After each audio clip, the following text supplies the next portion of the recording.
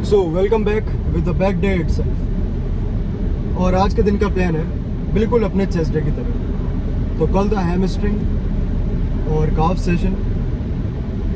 So it was RDS the primary movement yesterday. तो उसकी वजह से लोअर बैक में फटीग है, लेकिन not in a negative way. It is the kind of fatigue we want.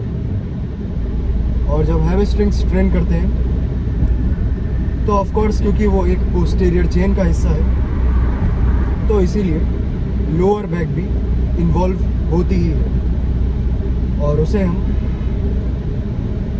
Acknowledge करना भूल नहीं सकते। अब एक्नॉलेज अगर करा है तो बैक डे में एक चीज़ ये क्लियर है कि कोई भी unnecessary hip hinge rowing movement नहीं होना चाहिए। अब हिप हिंज रोइंग मूवमेंट में क्या होता है कि हमें अपना टॉर्सो बेंड करना पड़ता है to a certain degree, where we do horizontal pulling, या फिर इन अनदर वर्ड्स रोइंग।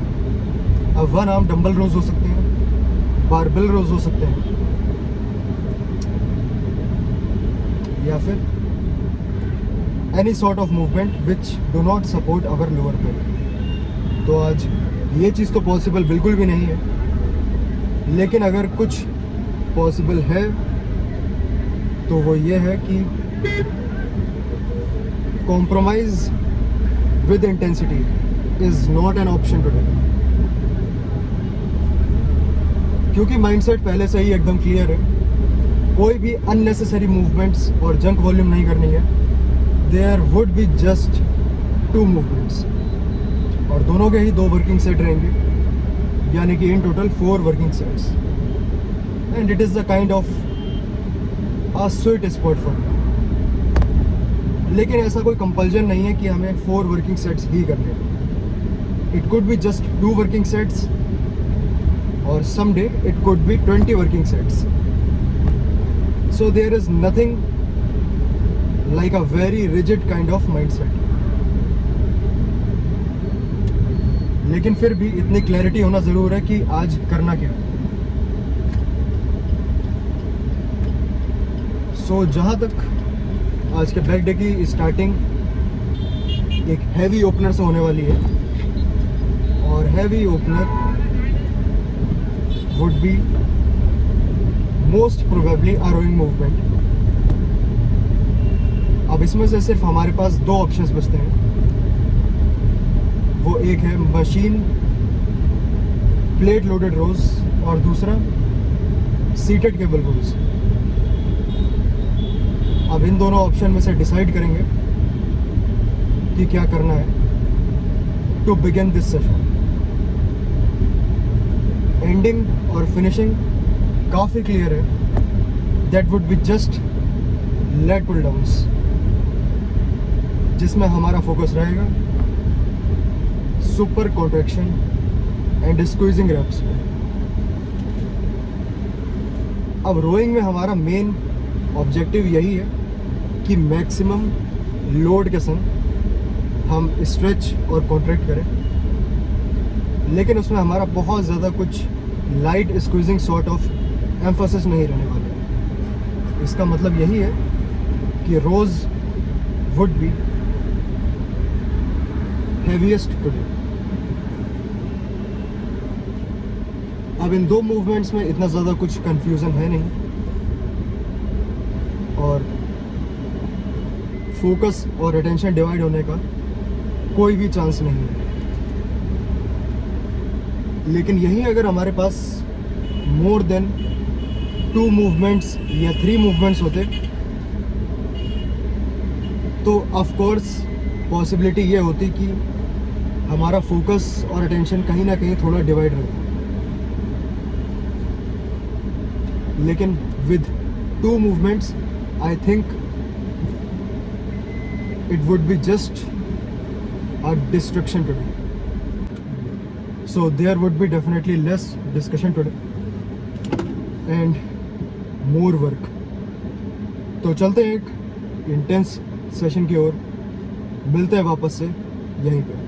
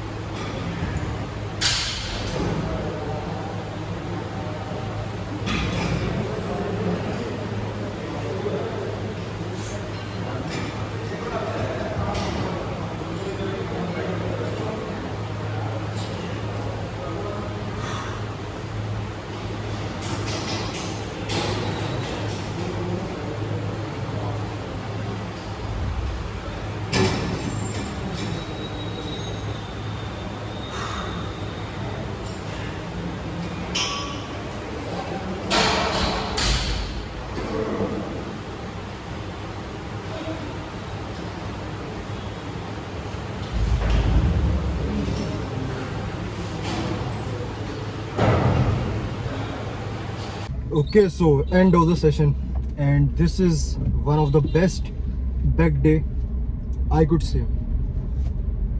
और ये इसीलिए क्योंकि it was the session we had enough energy to pull maximum weight on plate loaded machine rows.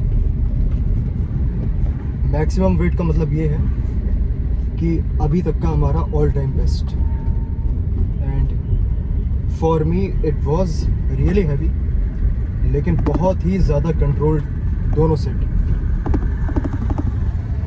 और ये इसीलिए आज पॉसिबल हुआ क्योंकि आज माइंडसेट पहले से ही काफ़ी फोकस और एकदम क्लियर था. अगर हमें ज़रा से भी कन्फ्यूज़न होती कि आज के बैक डे में हमें कुछ अलग करना है, तो इसे सोचने में काफ़ी ज़्यादा टाइम वेस्ट होता है, और साथ में जो थोड़ी बहुत मोटिवेशन होती है वो भी कम होने लगती है. वैसे तो मोटिवेशन इतनी ज़्यादा मैटर करती नहीं है, लेकिन अगर हम इसे छोटे पॉइंट्स में डिवाइड करके देखें तो इट डज मैटर.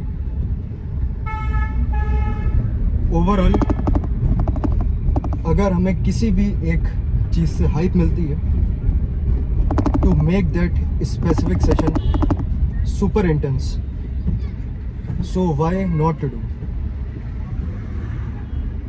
बहुत सारे लोगों को नोटिस करा है कि म्यूज़िक से वो हाइप मिलती है. बहुत सारे लोग ऐसे हैं जिन्हें सिर्फ कैफीन से वो हाइप मिलती है, और कुछ लोग ऐसे हैं जिन्हें कोई और सब्सटेंस की नीड होती है अगर उन्हें एक रेज मोड में आना होता है. लेकिन one thing to always remember that never be dependent on such tools or substances. These all things are just to optimize your own energy. For example, caffeine अलग से कोई भी एनर्जी नहीं होती है उसमें. What all it does is to stimulate your neurons और adenosine receptors को ब्लॉक कर देता है, जिससे कि हमें नींद नहीं आती. बस इससे ज़्यादा कैफीन का रोल और कोई नहीं होगा. और इसी फोकस की वजह से जब हम फॉर एग्ज़ाम्पल अगर ट्रेन करते हैं तो there are definitely very less distractions, लेकिन धीरे धीरे इसकी रिक्वायरमेंट बढ़ने लगती है. Many people do start with 100 to 200 mg of caffeine as a pre workout, लेकिन धीरे धीरे उनकी टॉलरेंस बढ़ती है तो इनटेक भी बढ़ता है. फिर एक पॉइंट ऐसा आता है कि any amount of caffeine doesn't hit anymore. फिर उसका सॉल्यूशन सिंपल है लेकिन इजी नहीं है. सिंपली हमें अपनी डोजेज धीरे धीरे कम करनी होती है या फिर कोल्ड टर्की स्टॉप कर देनी होती है. अब कोल्ड टर्की एकदम से छोड़ना could be not so practical, but some people can still do that. But the best kind of solution I found was to systematically reduce the dosage. धीरे धीरे कम डोज पे बॉडी को हैबिचुअल करने से हमारे टॉलरेंस लेवल फिर से बढ़ने लगता है, सॉरी डाउन होने लगता है. तो कल होने वाला है एक लोअर बॉडी डे। अब लोअर बॉडी में हैमस्ट्रिंग्स हमारे हो चुके हैं, तो बचते हैं फिर quads. So tomorrow definitely it would be quad dominant leg. तो मिलते हैं फिर सीधे कल के नेक्स्ट सेशन के साथ।